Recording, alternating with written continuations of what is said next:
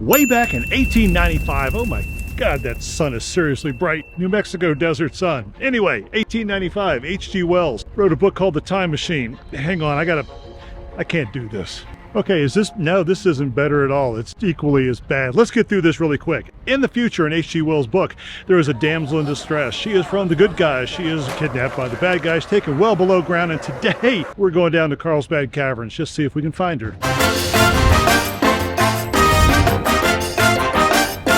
Okay, the sign back there said, exhibit ahead. So we pulled off. We got to find the exhibit, but do you see an exhibit?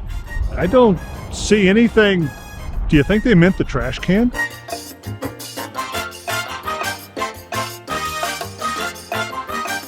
It's really sad, the super expensive camera, and it just won't work in here because it's so dim. Let me find a quiet place and I want to tell you about this spot. It's really kind of cool, really kind of dark. Hope I don't trip.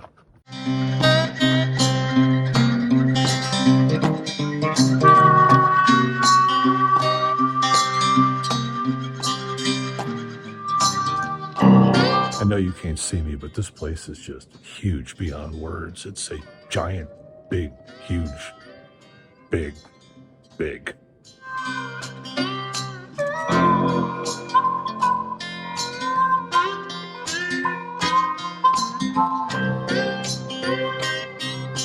Okay, I'm gonna cheat and shine a flashlight on me and try not to annoy the other tourists. Legend has it that a guy named Jim White saw this from miles and miles and miles, but before any of those roads, before there was anything down here, he saw what he thought was a fire, smoke coming out of the middle of nowhere. Came to investigate.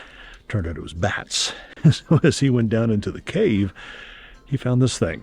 It is just unbelievably huge. I can't even describe how big this is, and it's multiple layers. You can only get on one level here, unless you pay big money, but it's amazing.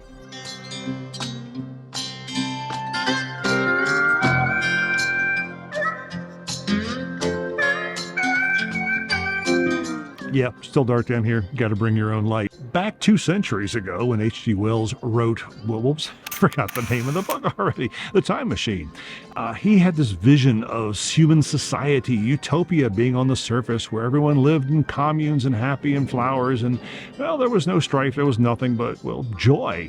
And then on the other side was the mud dwellers, those who, well, stuck their head in the sand literally and lived underground and preyed upon those on the surface. I can't help but think that he was pretty prophetic, wasn't he? I mean, aren't we kind of on 2 sides of the coin now, too?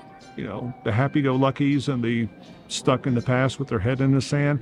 Not naming names, but I think he may have had a clue. I may have to go read some of his other books to find out what else is going to happen to us. Okay, let's see. What has today brought us? Well, we're just saying no to politicians. We're saying yes to Carlsbad Caverns. Really incredible place. And now I kind of want to show you where we're living.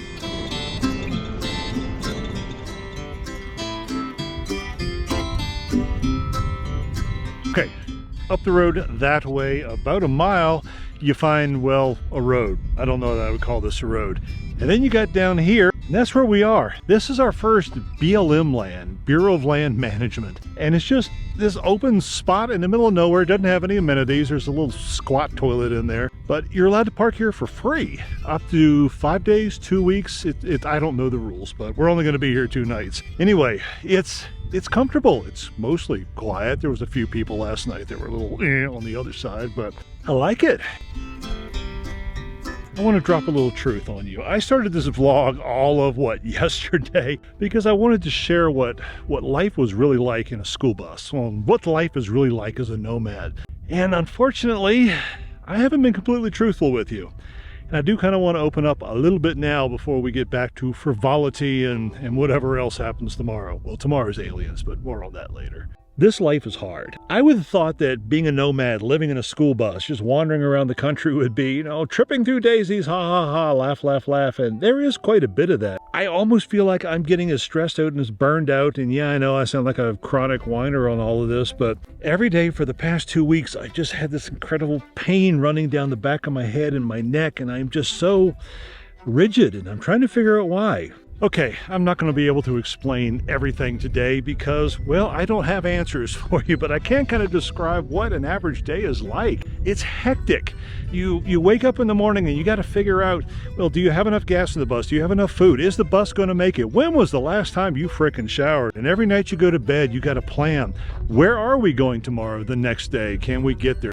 Do we have enough clean clothes? Everything that you kind of take for granted that you can just knock the errands out, they seem to be multiplied. Now, I'm not complaining because I am truly loving this life. And I know I'll get used to it, but I know my also spreadsheet analytic, gotta have all the answers type of brain is fighting it, which is why my head is throbbing so much most of these days. So I'm gonna go take a little rum therapy. I'm gonna try to relax a little bit as well.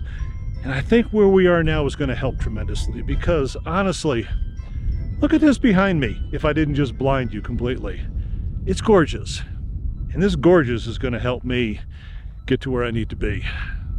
We'll see you tomorrow. Thanks for watching.